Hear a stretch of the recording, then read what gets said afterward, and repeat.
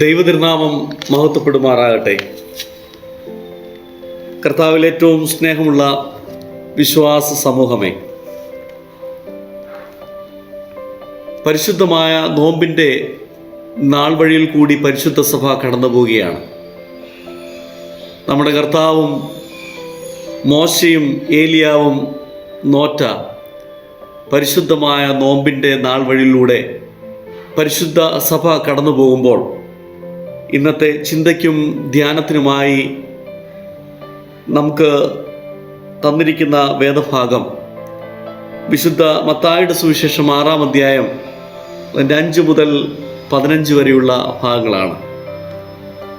പ്രാർത്ഥന എങ്ങനെയായിരിക്കണമെന്ന് ക്രിസ്തു നമ്മെ പഠിപ്പിക്കുന്ന ഒരു വേദഭാഗം കൂടിയാണ് ഇത്. പ്രാർത്ഥനയുടെ അർത്ഥതലങ്ങൾ മാറ്റിമറിക്കുന്ന ഒരു വേദഭാഗമാണ്.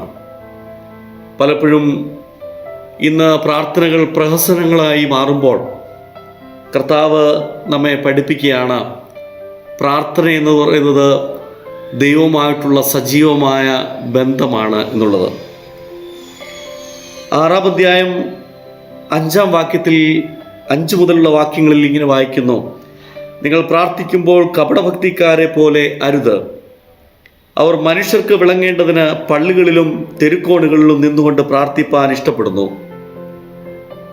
അവർക്ക് പ്രതിഫലം കിട്ടിപ്പോയെന്ന് ഞാൻ സത്യമായിട്ട് പറയുന്നു. നീയോ പ്രാർത്ഥിക്കുമ്പോൾ അറയിൽ കടന്ന് വാതിലടച്ച് രഹസ്യത്തിലുള്ള നിന്റെ പിതാവിനോട് പ്രാർത്ഥിക്കുക. രഹസ്യത്തിൽ കാണുന്ന പിതാവ് നിനക്ക് പ്രതിഫലം തരും. പ്രാർത്ഥനയുടെ ആന്തരികമായ അർത്ഥതലങ്ങളെ വീണ്ടെടുക്കുവാൻ പരിശുദ്ധനായ മത്തായി ശ്ലീഹായിലൂടെ കർത്താവ് നമ്മളോട് സംസാരിക്കുകയാണ്. ഇന്ന് പലപ്പോഴും പ്രാർത്ഥനകളൊക്കെ പ്രഹസനങ്ങളായി മാറുമ്പോൾ പ്രാർത്ഥനയുടെ ഉള്ളിലുള്ള അതിൻ്റെ അർത്ഥതലത്തിലേക്ക് നമ്മുടെ ചിന്തകളെ പായിക്കേണ്ടത് ഈ തരുണത്തിൽ അത്യാവശ്യമാണ്. അറയിൽ കടന്ന് രഹസ്യത്തിലുള്ള നിന്റെ പിതാവിനോട് നീ പ്രാർത്ഥിക്കുക എന്ന് പറയുമ്പോൾ ഹൃദയവിചാരങ്ങളെ അറിയുന്ന ദൈവസന്നിധിയിലേക്ക് നിന്റെ ഹൃദയവിചാരങ്ങളെ അർപ്പിക്കുക എന്നുള്ളതാണ്. പ്രാർത്ഥന ഒരുവൻ്റെ ശക്തമായ ദൈവബന്ധത്തെ സൂചിപ്പിക്കുന്ന ഒന്നാണ്. എൻ്റെ ഹൃദയത്തെ ദൈവത്തിൻ്റെ ഹൃദയത്തിലേക്കും ദൈവത്തിൻ്റെ ഹൃദയത്തെ എൻ്റെ ഹൃദയത്തിലേക്കും പകരുന്ന അനുഭവമായ ഒരു നിമിഷമാണ് പ്രാർത്ഥന. എൻ്റെ ഹൃദയത്തെ ദൈവത്തിൻ്റെ ഹൃദയത്തിലേക്കും ദൈവത്തിൻ്റെ ഹൃദയത്തെ എൻ്റെ ഹൃദയത്തിലേക്കും പകരുന്ന അനുഭവമായ നിമിഷമാണ് പ്രാർത്ഥന. അതുകൊണ്ട് തന്നെ പ്രാർത്ഥനയിൽ പൊള്ളയായ വാക്കുകളില്ല, പ്രാർത്ഥനയിൽ പൊള്ളയായ മനസ്സില്ല. പ്രാർത്ഥനയിൽ ആത്മാവും ദൈവത്തിൻ്റെ ആത്മാവും നമ്മുടെ ആത്മാവും തമ്മിൽ ഉള്ള ദൃഢമായ ബന്ധത്തെ സൂചിപ്പിക്കേണ്ട ഒരിടമായിട്ട് പ്രാർത്ഥന മാറുകയാണ്. നിങ്ങൾക്ക് ദൈവത്തോടുള്ള വ്യക്തിപരമായ ബന്ധം നിങ്ങളുടെ പ്രാർത്ഥനാ ജീവിതം കൂടുതൽ ശക്തമായി മാറുമ്പോൾ പ്രാർത്ഥനയുള്ളവനെ ഒരു മനുഷ്യർക്കും തോൽപ്പിക്കുവാൻ സാധിക്കില്ല എന്ന് വേദപുസ്തകത്തിൻ്റെ താളുകളിൽ വരച്ച് ഇടുകയാണ്.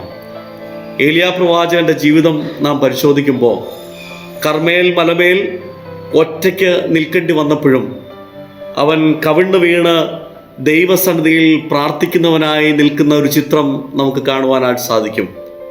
മറ്റൊരു ഭാഗത്ത് ബാലിൻ്റെ ബലികൾക്ക് വേണ്ടി നിൽക്കുന്ന 100 കണക്കിന് ആൾക്കാർ നിൽക്കുമ്പോൾ ഇവിടെ ദൈവത്തിന് വേണ്ടി ദൈവമുമ്പിൽ മുട്ടുകുത്തിയ ഒരേ ഒരു മനുഷ്യനെ നമുക്ക് കാണുവാൻ സാധിക്കും, ഏലിയാ പ്രവാചകൻ. എന്നാൽ അവസാനം വലിയ മാറ്റങ്ങൾക്ക് വേദിയായി തീരുന്ന ഇടമായി ആ പ്രാർത്ഥനയുടെ അവൻ മുട്ടുമടക്കിയ ഇടത്തെ മാറ്റുകയാണ്. അവൻ പ്രാർത്ഥിച്ചതുപോലെ ദൈവ സാന്നിധ്യം ഇറങ്ങി വന്ന് ആ ബലിയെ ദഹിപ്പിക്കുന്ന കർമ്മേൽ മലമേൽ ബലിയെ ദഹിപ്പിക്കുന്നതായിട്ട് നാം കാണുന്നു. മറ്റൊരിടത്ത്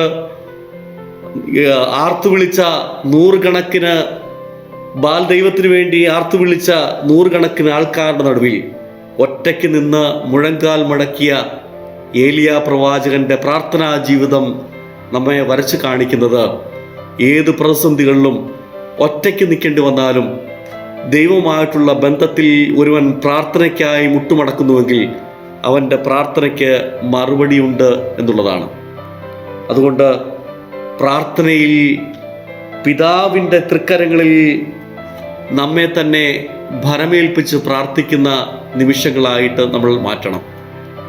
പ്രാർത്ഥിക്കുമ്പോൾ പലവിധമായ ചിന്താഭാരങ്ങളിലല്ല. യാക്കോബിൻ്റെ ലേഖത്തിൽ നമ്മൾ വായിക്കുന്നുണ്ട്, നിങ്ങൾ യാചിക്കുന്നുവെങ്കിലും വല്ലാതെ യാചിക്കുന്നതുകൊണ്ട് നിങ്ങൾക്കൊന്നും ലഭിക്കുന്നില്ല എന്നുള്ളത്. അതുകൊണ്ട് പ്രാർത്ഥനയിൽ യാചനകളുടെ തലങ്ങളിലേക്കല്ല, നമ്മുടെ ആവശ്യങ്ങളുടെ തലങ്ങളിലേക്കല്ല ഇറങ്ങേണ്ടത്, മറിച്ച് ഹൃദയവിചാരങ്ങൾ അറിയുന്ന ദൈവസന്നിധിയിലേക്ക് നമ്മുടെ ഹൃദയത്തെ പകരാനുള്ള നിമിഷമാണ് ഈ പ്രാർത്ഥന എന്ന് പറയുന്നത്. ആ പ്രാർത്ഥനയിൽ ഉറ്റിരിക്കുവാനായിട്ട് സഭ നമ്മെ വീണ്ടും ക്ഷണിക്കുകയാണ് നോമ്പിലൂടെ. ഈ നോമ്പിൻ്റെ ക്രമീകരണങ്ങൾ കൂടി കടന്നു പോകുമ്പോൾ പ്രാർത്ഥനയിൽ അടിസ്ഥാനമിട്ട ഒരു ജീവിതം നടത്തുവാൻ, ജീവിതത്തിലായിരിക്കുവാൻ ദൈവത്തിൻ്റെ പരിശുദ്ധ റൂഹ നമ്മെ ഏവരെയും സഹായിക്കട്ടെ എന്ന് പ്രാർത്ഥിച്ചുകൊണ്ട് എൻ്റെ വാക്കുകൾ ഞാൻ നിർത്തുന്നു. ദൈവം നമ്മെ എല്ലാവരെയും സഹായിക്കട്ടെ. ആമേൻ.